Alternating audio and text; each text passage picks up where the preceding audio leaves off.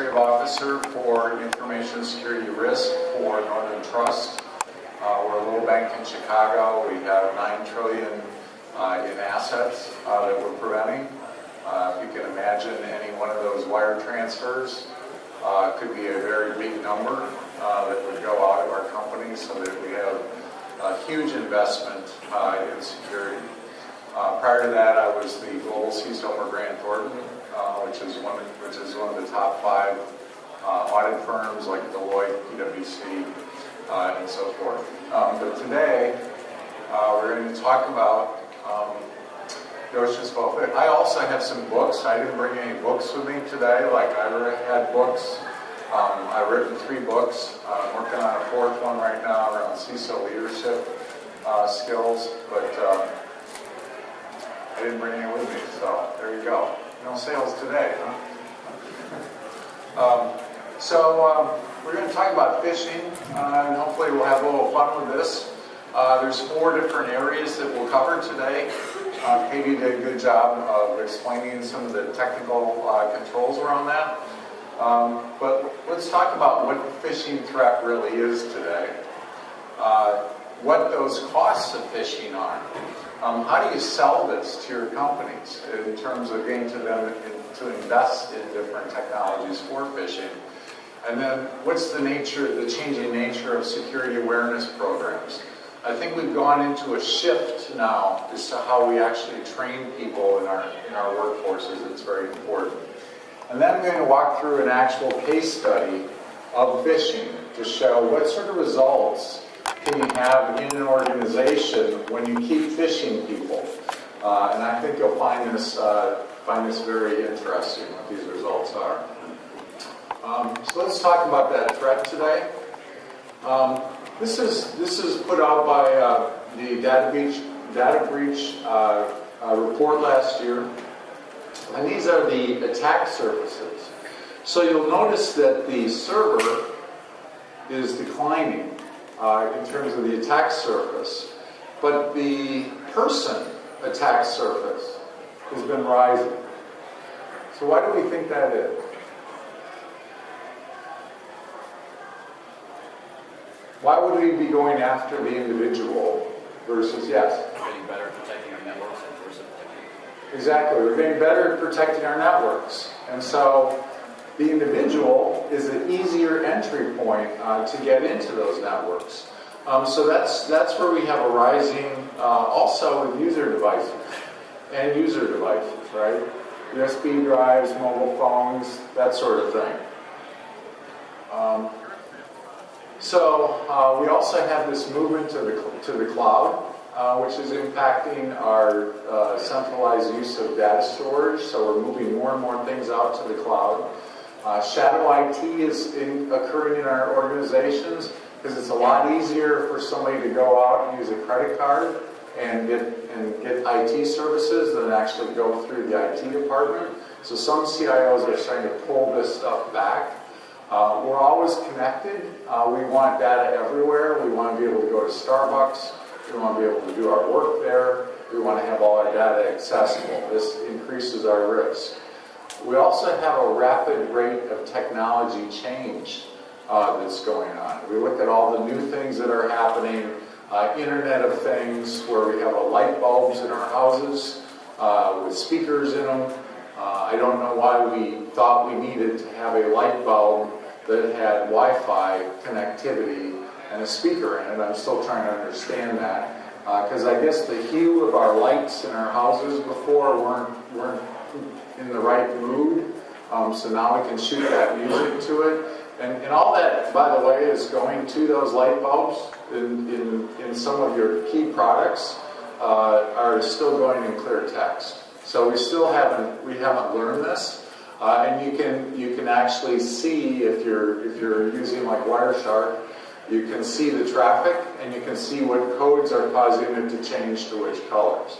So think of as this stuff gets connected in the home networks, that's probably going to be a vulnerable point we're going to be looking at. Well, I thought we should go fishing today. So I brought some tools with me. Wrong hat. So I thought we'd go fishing, and I brought my little tackle box.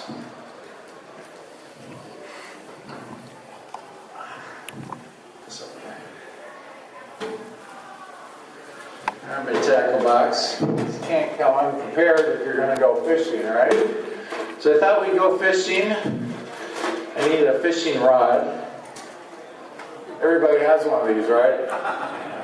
This is very important. And you know, if you want one of these babies, what's this called? This is the Pocket Fisherman. And you can actually buy this today at Ace Hardware. Still carries these. So I was very surprised at that. So we have fishing. And I have some goldfish that we can fish for. What other kind of fish would we like to have? Any other kind of fish we should fish for? Big fish.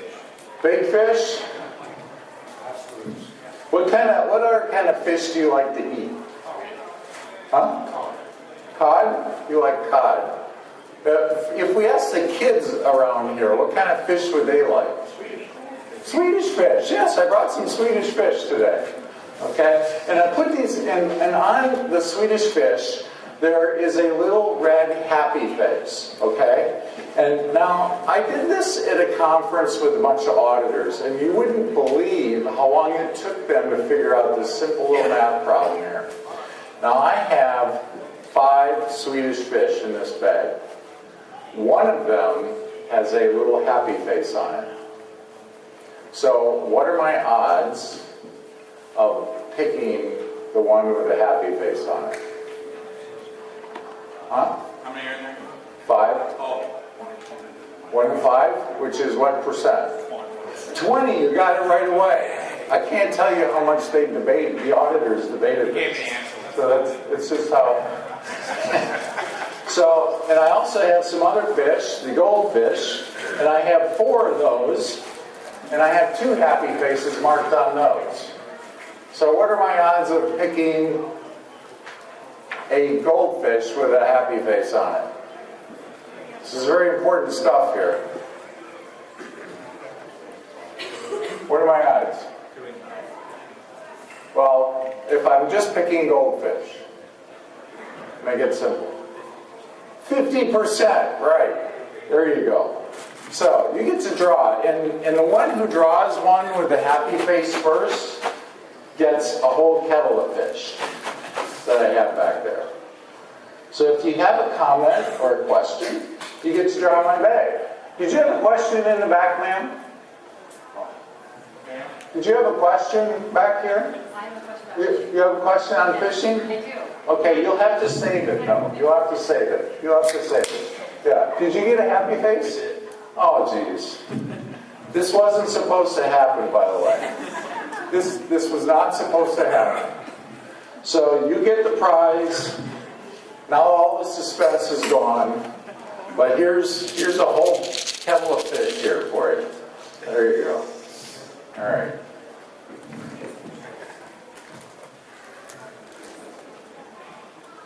So if you have a question or a comment, feel free to ask it during the presentation, and you'll get to draw from the goldfish and so forth. But so let's start to look at some of the fishing stats here. 85% of the vulnerabilities, 85% of the exploits are through the top 10 vulnerabilities.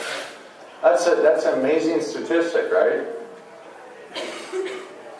But we have to recognize that we still have 900 other vulnerabilities that are still being exploited. So we have a lot of entry points into the organization. 89% of the breaches had a financial or espionage motive, and the time to compromise was minutes in 81.9% of the cases. 7.1% in seconds, 21.2% took minutes, 2.5% took hours, and 67.8% took days to exfiltrate the data. So we get there in seconds, it takes time to exfiltrate it. If I send out a link, what percentage do you think of the organization would click on that link? This is according to Poneman. What percentage do you think that would be? 90%. 90%? 20. 20? Any other guesses? It depends. According to a study, 30% were opened by the target, 12% clicked on it, actually clicked on it. You can draw a fish or a goldfish. But here's the amazing statistic to me, and I'm going to get into these stats why you have to be careful about what these stats are. And you'll see this as I walk through the case study. Be very careful with these numbers that you see. So the first user took 1 minute 40 seconds. So think if you're doing a campaign, 1 minute 40 seconds, I've got a fish on the other end of my line. That's all it takes. So what happens in your organization? Do alarms go off when that fish happens?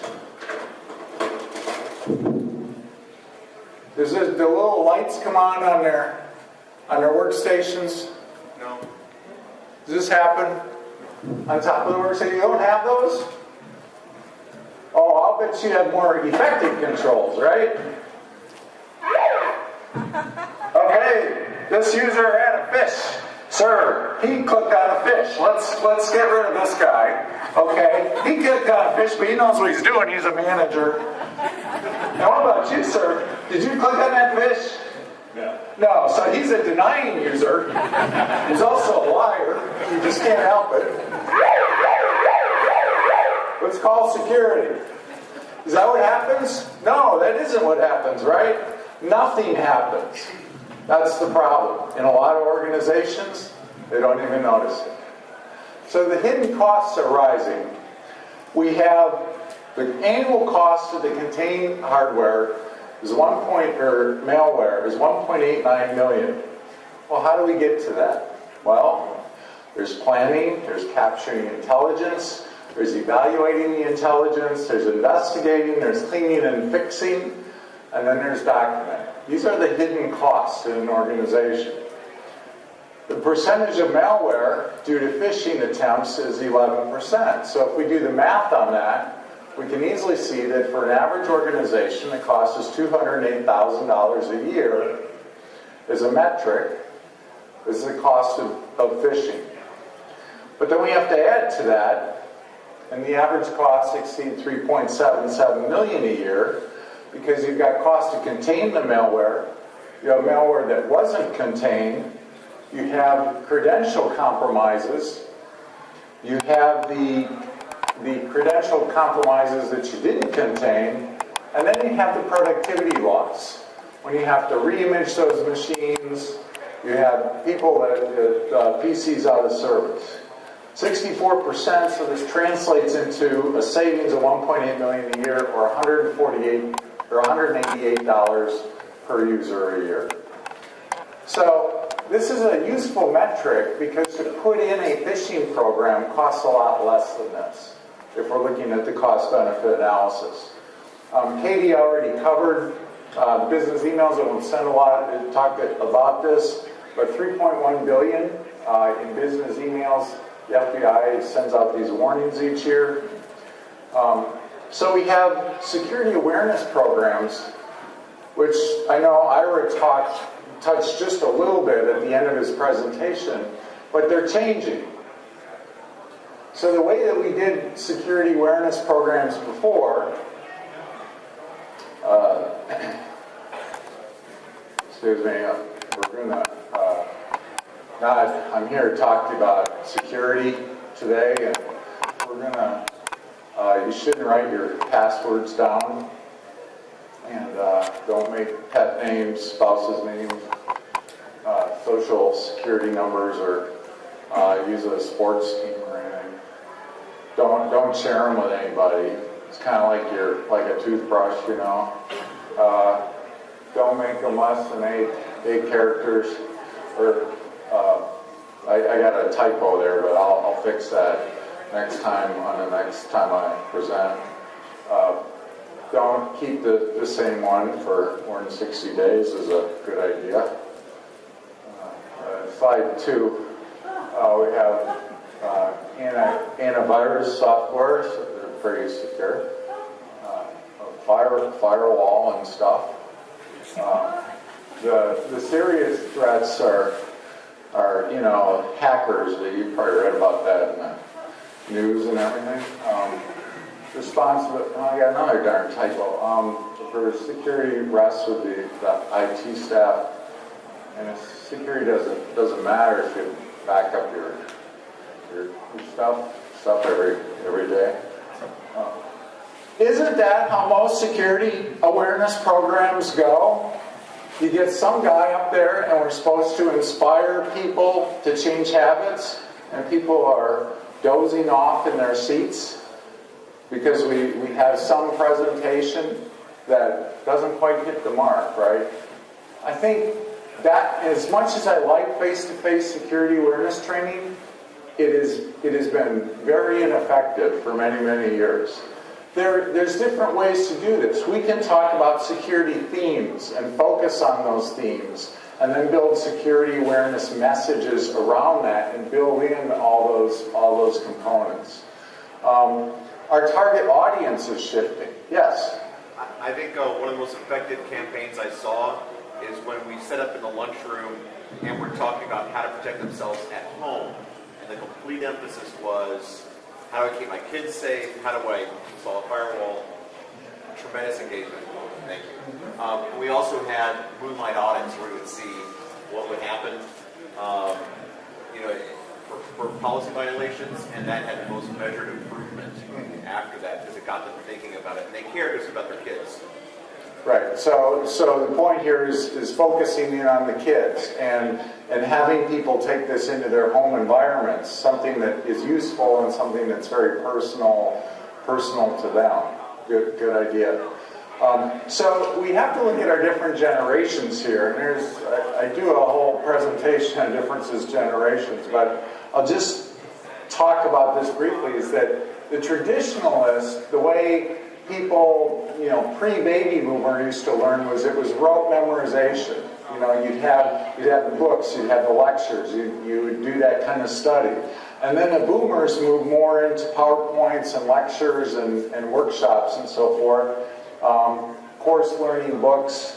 But Gen Y, when that came along, it was more hands-on learning, more experiential learning. That's the video game era, right? So there's much more media-centric with CDs and videos and want to see things that way. Now if we look at Gen X and Gen Y, I got those flipped around there. So Gen Y, which should be at the bottom here, mobile, iPod, Web 2.0, e-learning. I mean, where do you go to find an answer to a question today? Internet? And where would you first go on the internet? Google, right? So I mean, that's the first place we go. Or we go to YouTube and we pull up a video to see how to do something. You don't call your help desk. That would take too long, right? So people are going to those places. So we have to make training portable. It has to be on the mobile phones. It has to be videoized. It has to be accessible. Every single requirement requires a security awareness program. You can go into any standard. This is fundamental to every organization. So let's look at how we change that behavior. I think the real key to phishing is not solely about phishing. It's about building a security awareness program. And phishing is what gets people's attention because it's behavior-based. And so once you get people's attention to say, hey, maybe I don't know everything I need to know, then people are willing to learn. When we just used to throw it out to them, they think, oh, I got this. But when you actually fall for a phish, then you actually start to think, well, maybe there is something I'm missing here and I need to learn more. So we need to plan the awareness program. We need to then assess the knowledge that currently exists. So if people already know about good password construction, why train them, right? If they can pass the test, why spend that extra time to do that? And then we simulate the attack, the phishing attack, and then we provide the immediate feedback to them to let them know, did they fall for this fish or not fall for that fish? And we want that to be brief, because the person may be in the middle of something, in the middle of a proposal. The last thing you want to do is say to them, hey, we want you to stop what you're doing right now and go and take this 30-minute training exercise. That will not be good for the security program. So then we enroll them in relevant training and email to take the training later. So we have the selection tool process. So it's very interesting in this space. When I pulled this together for a global organization to select a product, this space was actually pretty new. In fact, it was ahead of the Gartner Quadrant.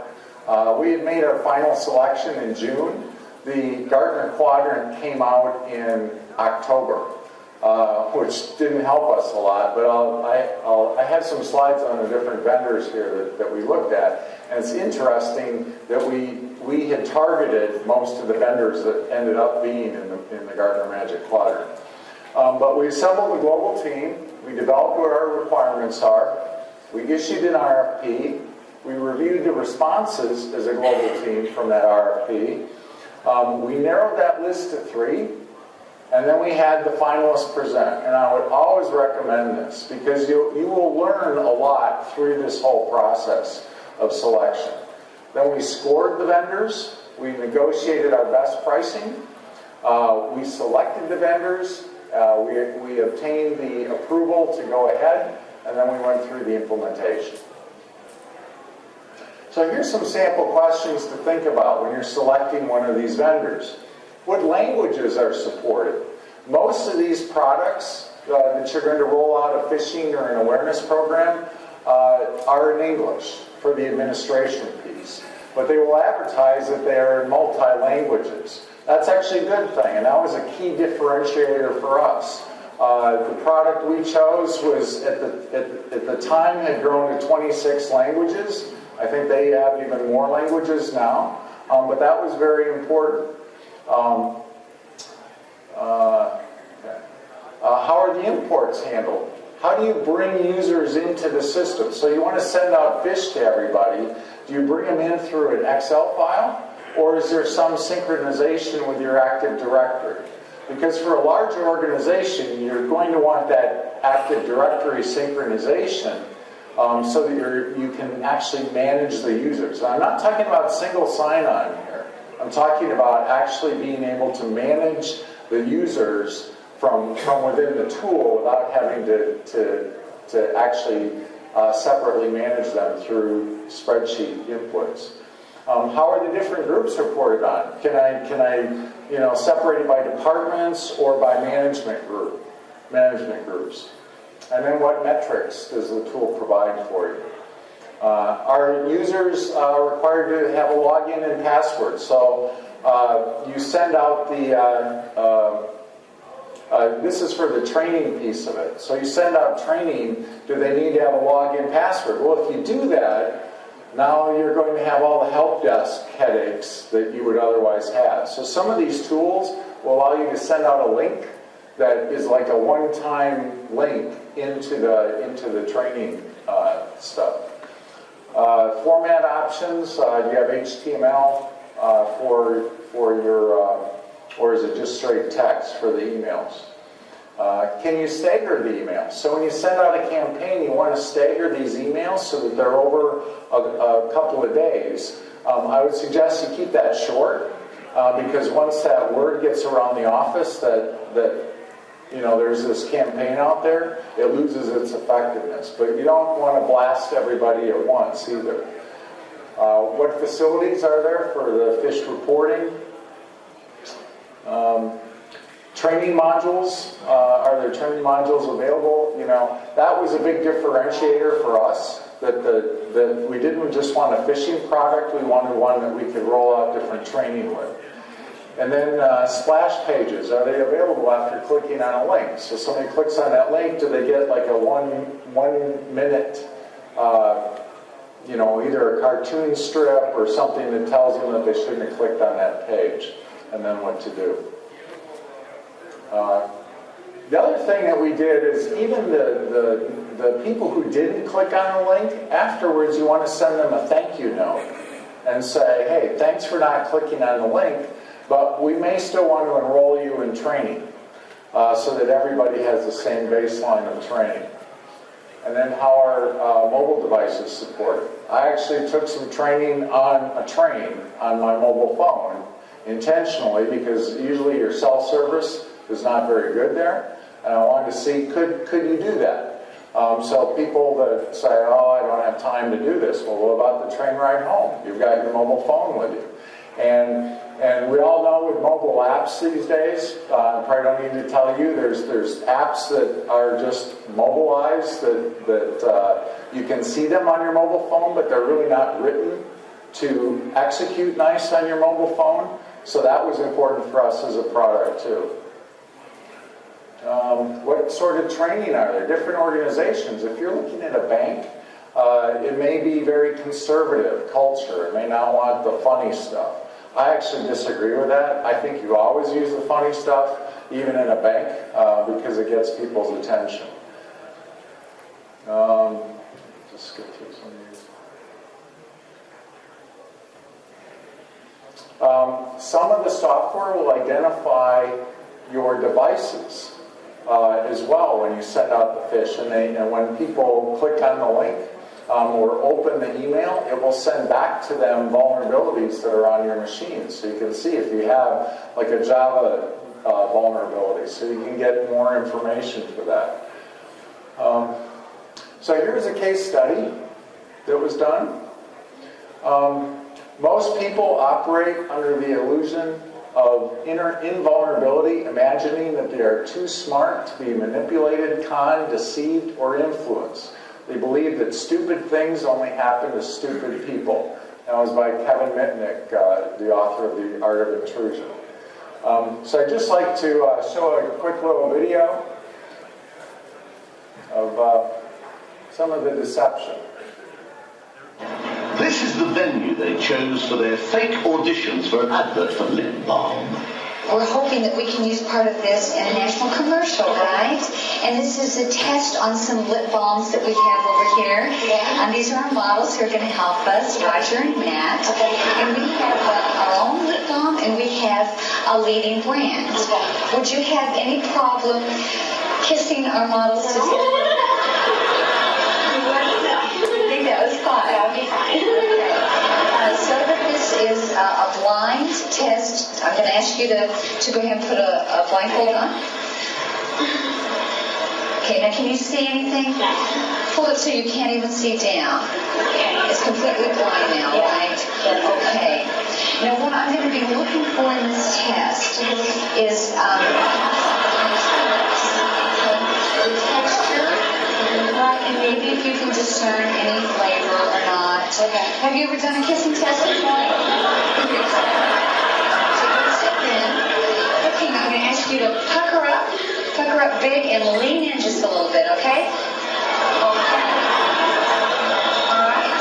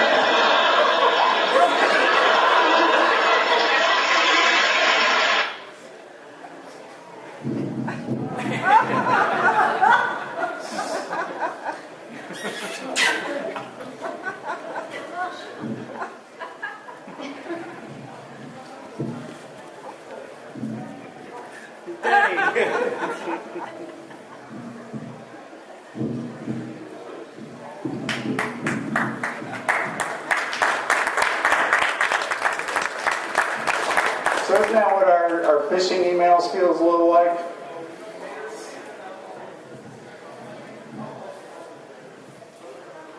So we have this deception, but most of us think we can't be fooled by that. But depending on what it is, I think all of us at some point could be fooled by that. So we looked at a list of vendors. This is our Gartner quadrant. Everybody familiar with the Gartner quadrant?